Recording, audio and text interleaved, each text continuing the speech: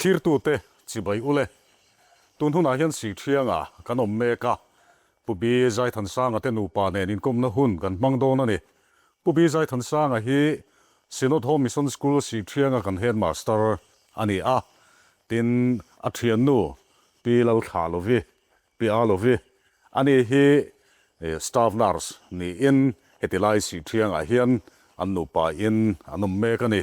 ti chuan zanin a hianin an hnen atangin he Sihthiang Sinod Home Mission School lo in din chhuak dan te a chan chin te tin medical lama kan rong bol dan te baka rong bola an hun an lo man to na mun rang te kan chui ho don ani angai nom don ti kha a riat reng maya khir tu ten in hlok pui nge kan be se ani ole amasa in chi bai ule puzaya kan som masa duwa Sinod mission bota missionary ai lo lu dan te tin ko na idon dan te khoi ko thana tanga lo chuang nge ni a ipian na i seilen na o kha tiang ang chi kha min han soi ma sak ta che na sain ka pian na tayin han tlam tay la o me ka pian na tak ai chu dar lung ani a ko thang da chuno pangte kan ni line ai zola pem chawin khatla sauta sei liana chuan khatla saut ko kan train ka chuaka amar tu na hiam khatla saut ko kan train khatla saut veng thar on dang ta sta chuan kan loi chho kan loi met ani chuan ni missionary hi lo pante la tum ani lova kema chuan lo pan lai chuan pastor ni tum amia bin te po entrance te po ganti ve a amaro chu kan kin lova chinim lai chuan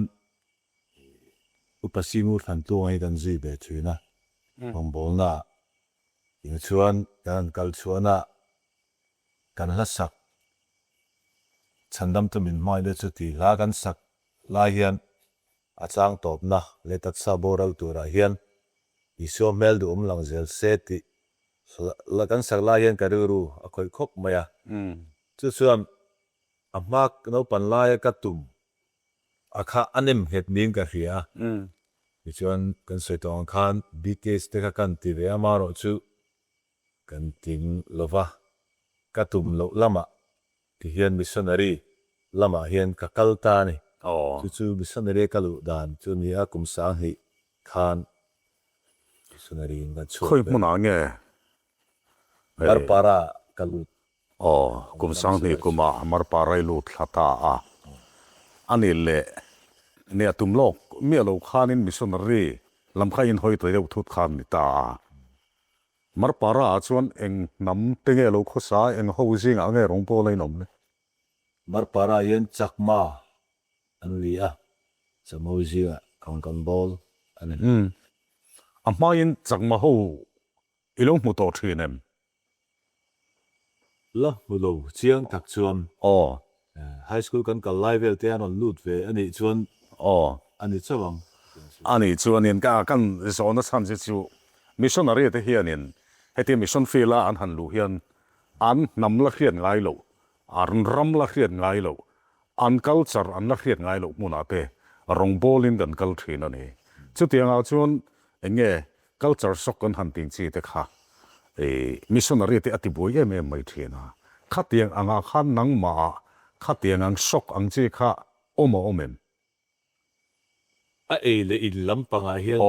ka harsat dang pui thu vele mi dang pui thu hi mar para kom su do ka lo thei ba maro chu omlo nu a hian tu nu a hian dang pui thu a thil bai ro chu tui chu ka ti chho ve chan ava lo mom ve dang pui thu te chu chok me tui tang ni mo ka ti mai ke ani chuanin ni pi Alovi kan kai le thu tange atir lam bi ka kha na kena sei deuh leka chan tur te kan in jot chho tur angai taila tuna puzai khan zong tho khan pian le mur na te tin ko na idon dan te le missionary a ilo chua a khoya nge i post ma saber hunting chi te a trula piak da kan min thil ve te le Chan Marie Aizol Chan Maria อ๋อ pianga ka chuan ka seiliana chuan Chan Marie ko shana changin sang ni palikuma ka chhuak ka nei missionary in อ๋อ chuan ko na ka don dan hi chu no pan lai changa missionary ni tum ka ni a keima tum mai pya lama kapu hianin i missionary ka ni theina turin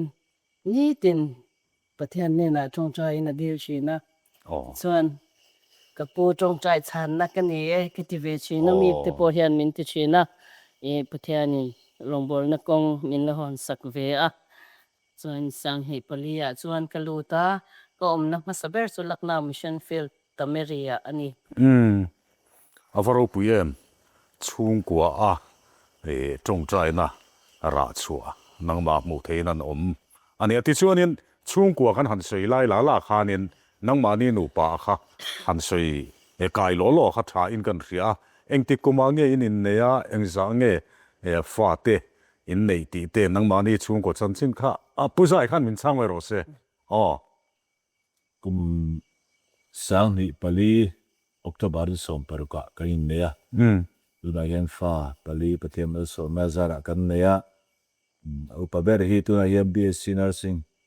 ดูตางกินเทนีเบเมกะอ๋ออดตุฮีมีป่าเยปอลสอมปลีจิรเบเมกะอดเลฮีไม่เชียงอินตัวนายเห็นเชอไทสคูลไฮยาร์เซคันเดอร์สคูลอะปอลกัวจิรเบดอนเบกะอ๋อเตเบอร์มีป่าฮีกันจิงอะลามาปอลเรียดอ๋อจิรเบดอนเนี่ยอินฟาเตปออันหลอดลิงเฉาเซลตัวระหันง่ายตายละดูสักนะกันหลานเซลวะที่ชวนอินพิอาโลวิคาอีอมนักกันสวยตายมขาอีอมนักมาสเบระค่ะตามเมรีลักนาวมิชอนฟิลาอันนี้ตาเตรอที่ชวนอินอีอมนักมุนาชวนผู้ชายชวนนรอนฟินตาเจ้าเตรออาคาติไลค่ะที่ผู้ชายข้าอัมมารปาราอมตาที่ชวนนังตามเมรีไออมตาอีอมนักมุนาชวนนินนูปาชวนนินหันทกกุศลโชตาขานี่ผู้ชายมารปาราขานินอีฟาร์สปอสเตเนียมิชชันนารีบุลอิตันนักมุนเตเนียเองมหันสุยดูเตเนมมารปาราบีกาขันคุมเองสังเอมมารปาราขันคุมลีอังคมามาร์จการาขันเทรนิงคุมขัดกัดสัวกะอ๋อเงมารปาราเห็นก็สอยฟิล์มทูชีดกุมไวทุ่มก็รู้ตัวไวทุ่มก็ชัวดิชีดะสังนี้อาคารคอนทรักกินกันรู้ตา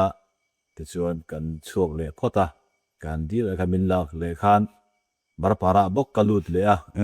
ที่ชวนสังนี้ปฐมเทรนนิ่งก็ชัวกะเทรนนิ่งจะมารปาราบกกลุดเลยที่ชวนกันนู่นเนี่ยกันนี่ขันลักนาวฟิลม์ตามเมรีลามาขันส่งกันตาที่ชวนกันชัวสั้นเลยตาเนี่ยยามารปาราก็ฟาร์สโพสก็วันเนี่ยทกตู้ซิมเลียร์คมนัดขาโลนี่อันนี้ไก่ฝอยดันน้อยมิชชันนารีดูอยู่กันจนะดูปังเตะกันนี่ส่วนจิรชัวจะเอามาอีนะมิชชันนารีฉันยังไม่ตักเตบุละกัดหัวขานตูฉันปล่อยเกมาหนูมาชาแล้วนุชเชียดินกับเสียกลบตักเสร็จอ๋อฮัลโหลโอเมที่ชวนนินลักนาวะตามเมรียชวนนินหันตาชวนนี่คุ้งลายคนเองนำเงี้ย Zagreb Hindu Society an no class mo Sudras kan ti ho ka Zagreb namanอันตรงมันฮินดีทวันนี้ Hindi chu kho puizo ka chuan manga kan omna khwa taka chuan an mani khwa dihati chong kha an mang an thingtlang chong โอ้เนี่ยมิโซฮิชวนไว้ตรงให้กันเตียไว้ตรงกันตีเห็นฮินดีให้กันหันโกกะตินเทียดฟันลุตุกเตปอยฮาระไอไหนเด่นเตปอยฮิโลนี่เวเดอุบกะติชวนินจงกันหันสวยตลาละจงอาคารหันลุดจุยละขันดูอันมานี่เอ็งตราไงตีค่ะ Zagreb ซาตรับจอกซาตรับ chumi an local trong chunge in zira Hindi tan zir Hindi ve kan mang thawa mo wa se an local trong kan ti kha chu hei enge an mani big an mani len mani biak na an sei ani chuan hindi trong chu in han zira nga tro e trong theyen ma mo ang tok chu trong ve the ye pathian thu te sei theingen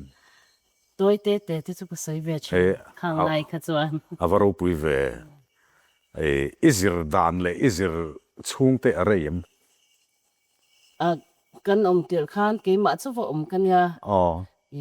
hi reverend van der bel hianin dictionary hi kol reng ro min tia ka kol reng china chon an zinga ko oma ka shat lawa piang ka dictionary le notebook te ka kol boka ka zia ka dictionary a chon ka zong le china chung tual len ka tem kan shat sa ve de wangin an mani te poka omzia te ka zot china mo suan bible chang hian chân xin tra zo hana zia ka chang hian ka zir avatra em ne an soi thin hi ka ria bible atanga trong zir hi tam taken lo oma bible atanga zir ri hi chuanin adik du tang pui tura po khan nga ya mi zo tronga te po hian ani tlat maya ti chon puzai changma trong khai thiam manem chakma chu thiam lo hindi hai izuk zir zui ta tro ti chuan eng tiangin ngei zir pathian thu han soina khopte ezir chuakem hanti la ya kharkhia ta chak ume nia chen seng do khani pakhata kan zir da na chu sarmon de chu kanan soi velo theilo na in binna na bangin in chuan kan hindi horop hriat ang khan adik le di lo po soi lovin kan ziak chuak to pa chu arambi the ka chiar tir china in khan sentence dik lo lutut ang si ang khal min siam rem saf ve ya tin khan kan siar ve soi ni trong thiam manin khutilaya in khosa ne missionary te kan chekuala trong te kan zir thara tin kan trong thiam to sa man hlei theilo na hmuna te kan hanom le lo pa kong le lamang ai tu chuanin tun troma nang ma ni nupa po in ui om kan ti ang renga a hindi man the na hmuna te khanin trong lam thua te po tangkai zok te po man na tur te po khain om mai the eng po ni sela kan tangkai na hmuna pianga pathian in min da ni ti lai ro hi chu a chiang in kan khria ti chon tameri a chuan kumeng sangin om le hi kum ruk ko om inin nei ma khan ilo om to ta ti chon puzaya ron chuk thata puzaya nen chon kumeng sange nupa in hanni nuwa khanin om kum nga khatilaya khan zobik cheu kan ei don lova atu zok pon min han chang ula tameria vai ho kara rongin bol chung khan harsat na emo heti han soi mai thei harsat na amo lom na lampo ni se han soi lan du te in neem in rong bol na konga khang lai chuan rong bol khal har salwa har sat na em kan to lova ro chara han chu chang de pon an man vir khota te po khan to cha kha kan nei the ni an vir chu ate kan sound box te po kan hu te khang lai chuan an pu thian te po kha ron chu ve mai tu nang bo ro ka ta thir chuan oi om lo po ni ei mai the ma chu khang lai chuan kan van le lo bom khop me bring tu om lo na kho po vokalila kan ei de in te kha phu takin min lo siam sak zel mai ka tiang khan pulai rom bo la khang lai chuan nuam tak khan kan nei ani tu na hian abo ro te min adang ta do ngai po nia tun bo ro khan ngai tu chuanin hetia brong bol na aron har sat thu a he chu kum ni thum kalta vel le ka tang kharan ni tun ma te chon khola ya te po baptisma hani chak ti lop te po kha sei turanom pialo medical rong bol na in nei dan thina kha khung lai vai rama khan eng tiang in nge helam ne chon in an lo kan ring dewa in ang lo tí là clinic chu kan nei ve thowa ta chuanin hi a khot chung mai ni lovin kho chen atang te min ron pan ve china chuan i home visit nin kan kal chhuak bok china tin puachar na a khan satsang kan ti akung lai a ka chuan i kan puachar ka khata khan free clinic te kan honga i ta chuanin dam lo te kan fellowship ni na hmuna te le enge ring tu la lo na hmuna te po khan an dam doi ho the khanin long fan bol china e kha lai ka chuan doctor te po kan roi lo ma ni khan kan net ti mai a min pui tu pakhat medical short course zer to an ma ni zinga mi kha oma khanin ti hang kan ti ve chin prochar la hmuna ani le mo medical hemi drug license kan tin chi kha in nei lo wanga tu ro khat kila ma ko o ahrasa tina ne ma state anga te khan in nge tum sin lo shim shim kan tum lo shim shim o chumi wanga har sat nai nei kan na theya har sat nai tok chu mi lo wa license ne yam han ti ang chi kha eng ma har sat na om lo den hi ate lakna wa te le kan omna district headquarters etawa te khan tu in kan le thei mai tu nang bo ruk chu ni se tu ro ni se na kan soi de wang khan min ti bui tum ta hrim hrim khan nia khatin thlang khanin drug license in yemi engwang nge dam do hetianga i zor ringot i khoi ringot ti kha thei nia kan nga ya ti chuanin nia kal deu zum zum la thil dang kha zo tur chu ka nga sia langnau feel a chuan kumga le kumruk in hanom ta a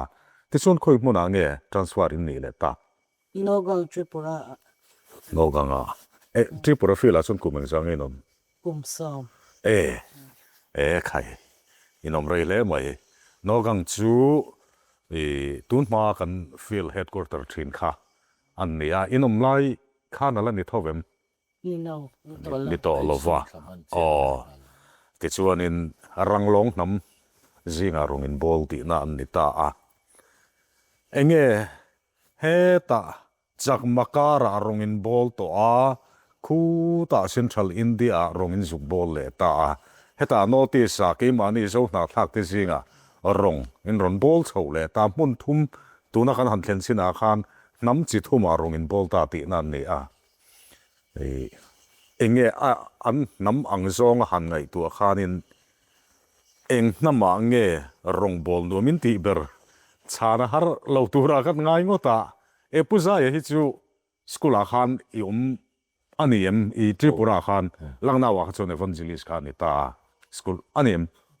ka sai so la man hong zo kamo school kan honga amara chu kun thum kun leader kan kalnu khan kan khar le ta school langna wa chuan langna fila chuan kum khat evangelist in ka ani chu tunlai tuna field in hunang tura khon kan ngai ngota school bulletin chin lo tum ani mo kan pi chhawp po theng ma ri chu kan nei khana mara chu egamo har sat na ano pangle ivel duang anni ta lo awang khan kan ti top le tan ani chu central lam hi tuna hian in school bahni chau hi kan la nei theya school han nei chau zel te po khu cha kom khop maya rong bol na tangkai takani kan ringa central lama te po hian ani chuanin nia kan han let le sok khan ni a ti chuanin kan thunga khan let le ta ila a chan theim a namang zong khan rong bol chu ta chuan har sadewa chu ta chuan chumit nama chuan tlem chuanin azia deuh han ting chi te kha a omen nei nang deuh tlang Pi Lalthlahlovi chu nam chit ni ani ta ang ti la nia puzaya nam chit humanga tilai po kan la chhir tel lo ta adang te po Sihthiang mar khop mai lai hi ranglong ho bula khan chon hi mani zona thak puite anni na kan tlang mel zo bi theyanga kim kan la sakang te po an mi zo la tang le lim bele hatian te mi ta mi mi zo ram ko fana kan chet ang kha da chet thei ta ka set pon ma ni sila ano manan khop baya tin kan zia le kan num thung fin te poloin ang dova tin chakma zia kha chu mani ram chung ani na kha anu mai mar chu kan ru chu tem chu nei person do le bo ni thei ni langa vai hoa chuan nam pui an ni a khu ai mo ko chuan nom na ani a tin lo a chuan min fe chiang Mizoram lam an fet chian chuan emo chena min lui so na emo kan nia bin kan mel te lo dang lam do bangin au nom na han chang te chini han ti chang te tin nam enga man hu si zo do anga mi han ko te ti kan tong vele zo lo chena ha mi sing na chuan nam pui an lo ni na ru chu za wa ren ko anom phian ani chu nia khang lai vel kha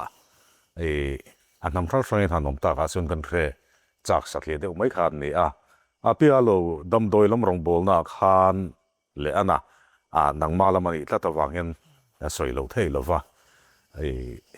khuti lam le heti lam boka kha central india le notice I khai khin theim in an lo na te onen tam ve ang reng in tlang om kha kan ni mia wa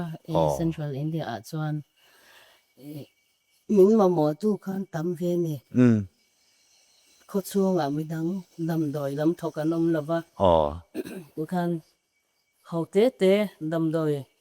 po sang tak kan mangai lova atloma tlom takapet the ang laknau kan lai kha chuan dam doi kha kan shal lova atlonin kan sema mai ro chu registration fee kan ta dam lawan lo pe khan cheng so man choi ve a kha khanin an mamo ang zat shitlang ko siktian pan dam pui ngei tur ang zat te kha kan pe theya dam doi kha man tlom te kan manga te khan mamo tu khan tam ve a anuam ang reng ro chu engei kan pui mo na hun khan nuam anom na ka chu nia thingtlang a po ni se remote de let anya ma se ming mamo tu te nom wang khan anuama tin kan thu te khan oi ve a central lam chu khat khang hun lai kha chuan anuam khop mai rong bon ani so in hong a piang mai hi ni rong bol tu tan chuan anuam kan han tia kha ani maya mi thing khosak nun phung nomna lam ai ma chuan khatilai nomna lai kha ne kan thre chak le kha ani ti chuanin tripura kum som min oma kum som chung hian thil ton chi rang te po in nei chukan ringa nia kanin kom dan bo ro ka hi in lok lu tuk te kan ni lovati hian chop chil deuh mai an kan han ti ani lo ngai tu lo ka he mi hi soila chumi chu soila han ti la ya kha ngai tu lo na hun pon nei lo vani ne nu pa hian tripura chunga khan engamo han soi du in neem lia tripura kanom ma kum som kan oma chukilai ro kan nu hi agar talai bai that che kalin ka he in ta so le the lo bani chukilai ke ka van le ya school a awe khan ka oma maro chu biwai atlama te kai malawang khan tripura chunga kam pasor bial som paruk oma kha to so na hun ka nei lau Just van nee ka inti tun kijk hem van nee ka la inti ani chu tripura ko ma chuan ka soi ve fortune ania in tripura kanom live khan tripura sinot ka provisional an mi chaba in sinot puitinga hlan kai an mi boka inom lai ani mo kan na no go na khan po kha ro man ka tale wangi chung kan tong thei de chu van nee ka inti khop ani tak chu ti chuanin kal le deuh mai ngu tripura tang chuan khoya nge si fianga dia ani mo en kuma nge sang he sang hei som ne si thianga in ron lu chota kan thriat angin si thiang chu bru khuwa ani hei an khua hi lo lian khop maya ko san te po hian lo lian khop mai thing tang kho te reu te naran enga mo mai tura kan han nga ya amaro chu ko san lian tak mai an lo ni a kho thing tlang kho pa ngai lian tha pa ngai tak mai ni a anu min tiem si theng hi ngaihnawm kan ti khop mai anu viavin anu viavin kan ring ani ti chuanin puzaya I chana tan kan zo du che Sihthianga hei sinot home mission school kan nei ta a he kan mission school lo in din chho dan te a chin chuak dap chuan isoi theilo mai theya amaro chu alo in din chho dan te le vo in ni khenga adin mun akha toifel deu takin min han hril ta la kan du a I thu soi atanga zona au mani chuanin karon akara kharon tlajep tura ngai taila a seile atoya khan boilu tuklo la min hril te le sinot home mission school Sihthiang hi kan mission school a upa pol tak ania kumsa zak ko som nga pariat kham Mizorama bu ko thanga kan silat mission botin school a honga chu zinga chuan atel ve a chuan Headmaster masaber atan pusap tona riam hil ami ki a oma anin chatuan dam min pansanta ti chuan annuwa upalo piam lova sia su BIANGBIAKNA ten chomin ten kham an enkol so boka ti chuan school chakal so zelin Headmaster hi inen he som pakhat anomna anta a school pamte po kan nei chobel be zela han khailak akara khan han khailak kha om chuang lo tluang takin akal char man mai ani ram buai lai khan reng di lama chu soi kho man ni a ma chu ta po chun I upalo kiam lo khan volunteerin anti go nam di a enkol sun zan chuan reng di si hiala man kirle nuwa khan na kha kan silat poi aktua la chun zomin san enkol sun zom chowa tuna hiam helai Sihthiang a hian thoktu ni som nga chuang a che chu ka sai the ve to a ki chuan school KG wana tanga class 8 kan home to a sang mi somni pakhat theng kha poli mesani somni phada ta pol ma ang so ta ting chuan kan kal subano pangpo pathian zara kan pung be hret ina hian no pang za hi somriat patni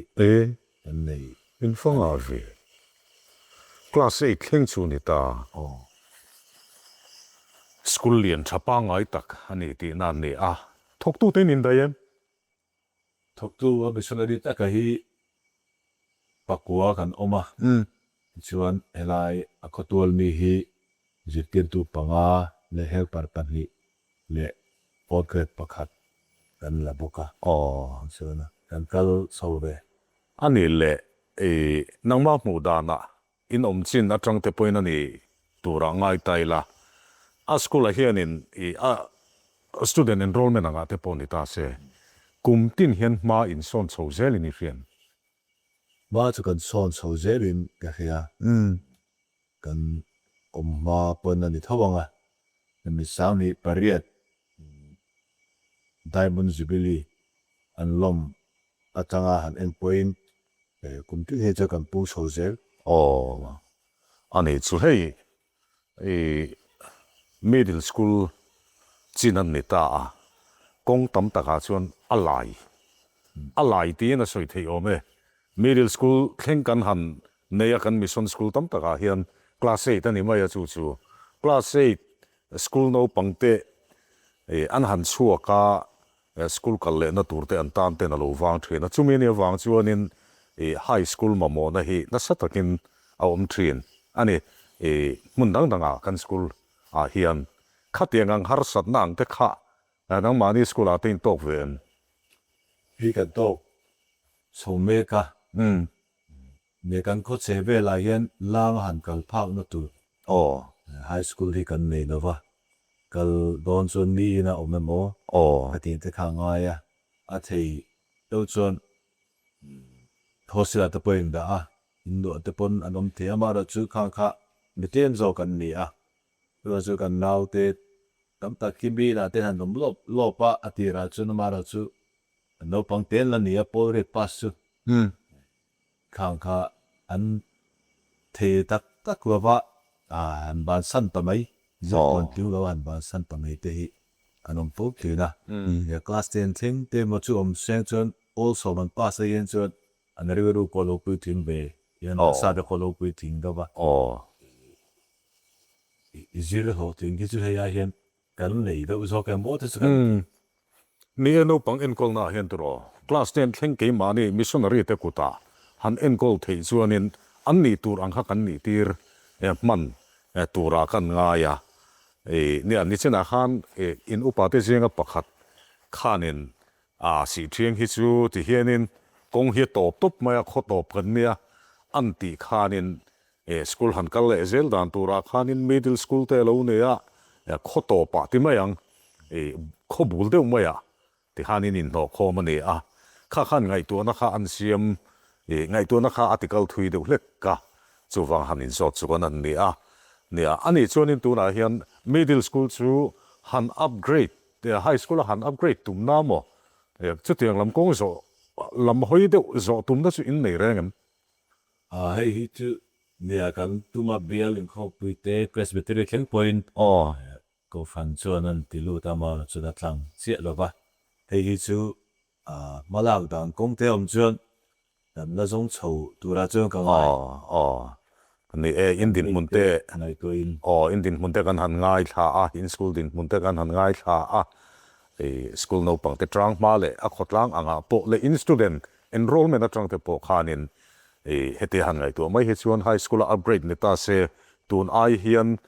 a khotlang a po ko shana po in tang kai pui thei kha kan ring ve mai kan se ni chu ke ni na kan han ti thei le anang ni pon a dai ra in ti thei chi kha an ni chuang lova khatiang lam ril ru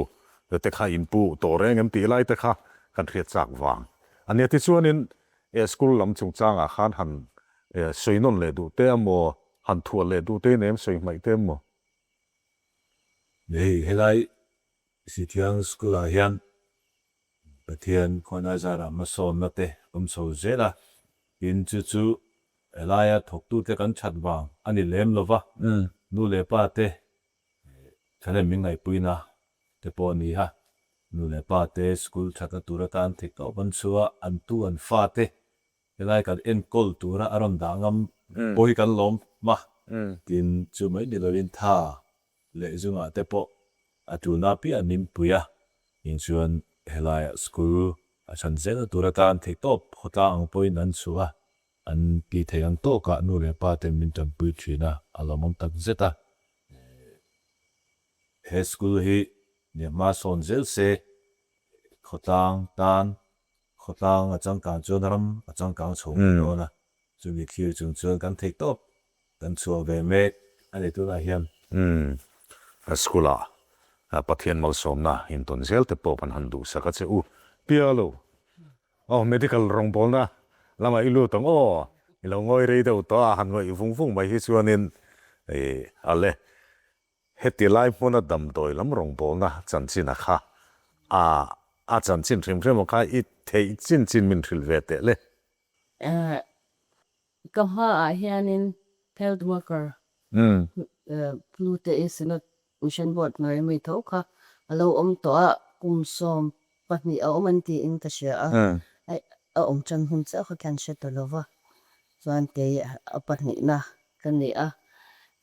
helai kho a hian kan hi ngai thak tak ang khan kan om na hi kal wang ngai ni so wang sanin medical rong bol hi cho alla tangkai khopin ki sha me min la lup de khopin ka sha tun nu a hian pong te an zia oma mundang pan te alo on sam ve ta de hek zo ka kan til lama te pe chuan hun dang pan ngai na kha a vak lo china har sat takin poisa tam tak senga motoran man te ngai chena mona chuan nge zia ta zo ka kan medical rong boy ne chu ka thiang in malana soma ni te kunan na te dwer ni in kisha ani le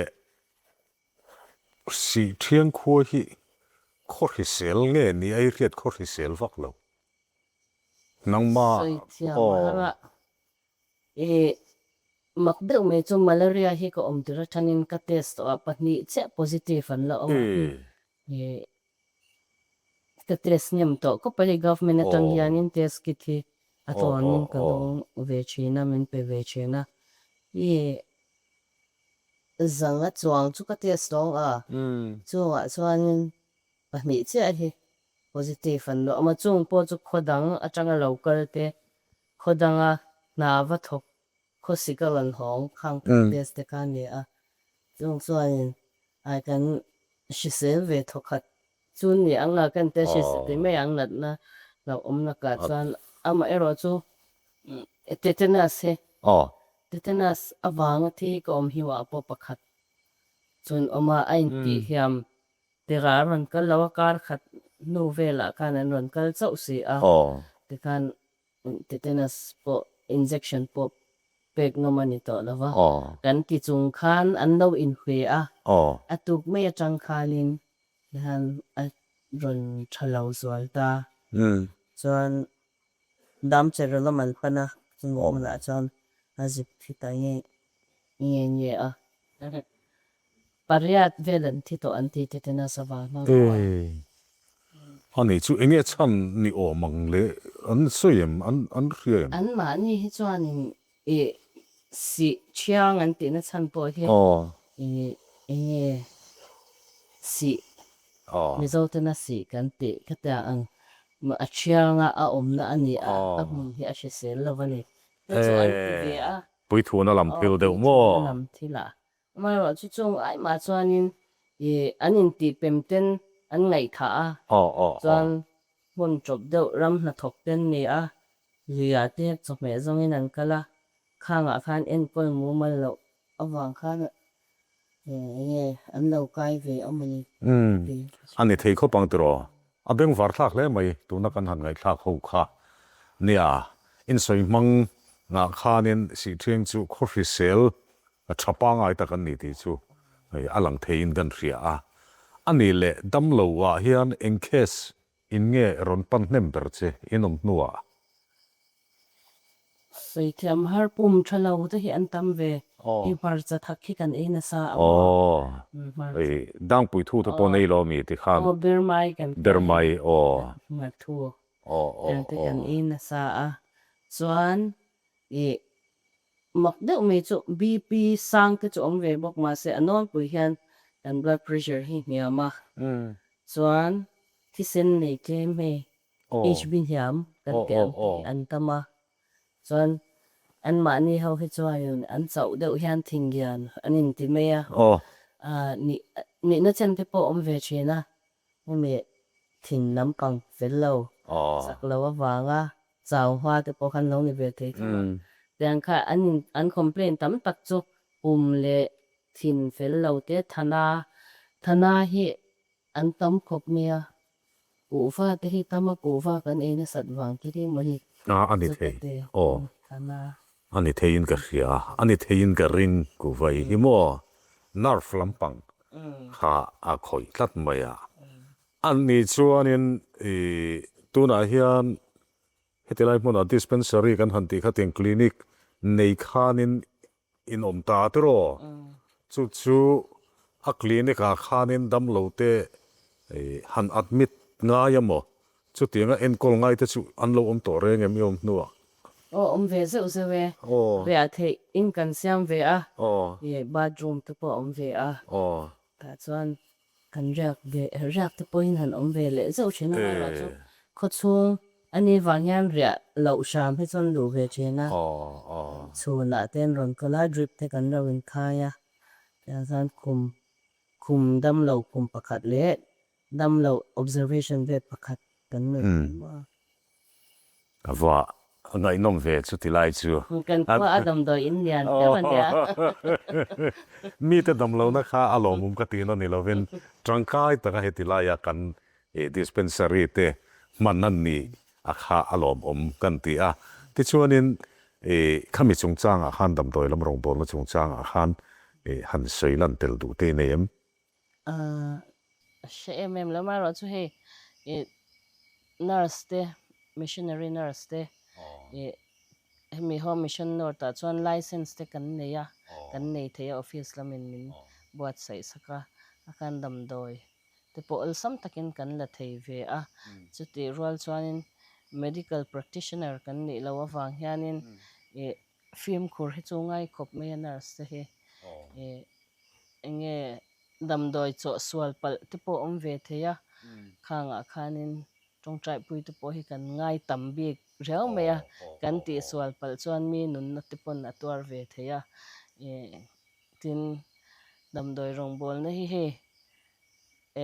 hun khata khat chau kan om thina rong bol tu him hun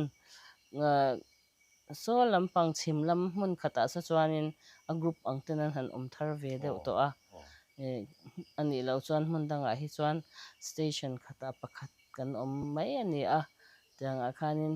tranpui tu te po hi kan mamo ve thina henga hianin short course medical short course lo training to te po hin tangkai thei em a min pui tur hianin kan ki thei lo chuan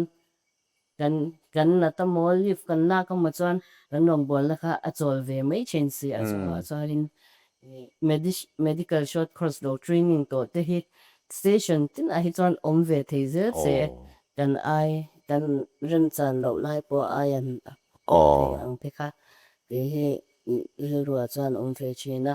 station kam taka hi chuan om china to lai han short course e andi to lo ni in ka sha amo medical short course ni he ti le thei te ni se in pui tu hemi khomal of missionary at po hian an shenge medical short course lo training to chu an tangkai zol bi ke me ma ta han heng te hi ti le thei ni se tha ti khop me nia ani lo pon nge laboratory technician han tin chi te po an tangkai thei view tura kan nga ya khatiang han ne kan la ti chau thei hun te po la thleng mai thei sin isayang khan chim lama te po sonin technician te doctor te nurse te khanin hanin hun na mun te po so kan han nei chautan mek zela atangkai view re ngani ti chuan hetilaya medical lama a ho tu nu inita a puzaya school lama a ho tu pa alo ni le ta boka inin mangtang kai to nem ti lai kha kan recha khani school lama khan health teaching lampang te engamo han ti thin te in neim school in pa te hen ron som na chang chen khria im khanga khan ka ti ve china ma kha chan ma ro che ko buai ve ni ti tok pe yang min ron pan tu hin tra heng ve a zinga so e man mang lo chang te po le ya in mun dang han pan thei kan lo hi ko pui te in tak nyal po hi kan lo chaman me lo alo nei chu trul taka rong bol na itma alo in la in hong renga kha mal som na chu ni jok tro khatiang ang rong bol na in nei theya kha ole kan hun kan ti top don na yanga rei ta khanin kom po cha koma ama ro chu hei zana kan hanin koma kanin kom na mun hin nuam ngang maya headmaster quarter atrangin ti hianin an do bela achung te po hi din na kin an ra siam do na ni ani kholum muna man ni anuam viu do na ni tuna po hin nuam ta kani in kom nan mun ram chang de umaya lo ni le zel boka ti chuanin atu ma zok in patni po in thu toi han ti taila soi du in nei apiang soi na hun kha kan siam sak tu chewa kha kalau soi maya han ti ang chi a omani point chung te po chu aling vek tura ngai ta ila kan hun kan ti to ma in patni in emo atu zok ke mo na mo sei du ten nei chuan hun kan siam sak ang cheu nei zaina in kom na hun chatak mai kan nei thei hi kan lom khop maya sti rual ro chuan trong mang thiam lo te kan nia thil han soi te kan thiam lo khop maya lo ngai thla le tam po ro mai theia lai si thianga rong bolin tu na chuan pathianin kan ho tu te kal tlai min da ani a lai hiam kan thei top atlem khop maya kan thei to kan chuo mo kan te po hian anet le ang ti kan ring a si ro ro chuan pathianin lai hmana rong bol tur min da na hian kan thlin lo na kan fel lo na tam tak po mang ti kan ring chuan hria thiam na kan nge na hei ko fran ho te na min be se ang kan pha lo na missionary te min be se ang kan pha lo na hi tam tak mang ti kan ring ani chung jong so a chuan ko fan ho ten in mi tong trai puina kan ma mo ngoi ni ti kha an sei ni ta sela in chuan helai hmana rong bol na in ma son zela e khotlang a hian pathian ram din chho zela ko fan nung tak alo din chho zel thein turatan ko fan hote in tong trai pu zel turagan som chawani pialo sei tu te nem kan soi sak kan soi non sakang che ni china khan pialo ve khanin he mi nurse rong bol na a hianin tong trai pui an ngai zia kha aron soi kha han hriat ko han hoten han hriat sak reng ta han hriat reng sak ta ila heng kan dam ti dam rong bol na manga mi te ne na mal som no thlen tu kan medical workers te kan nurse te health worker te doctor te technician te chi frang kan mission board noya hian an oma nurse chau ni lovin heng kan medical rong bol na kan mathe te tan hian itong trai thin an ti kha kan soisak le nita sela ti chon zane na hun thatak mai min han siam saka kan lom em in rong bol na kal zel tu ra po du sakna kan hlan chiwani kan lom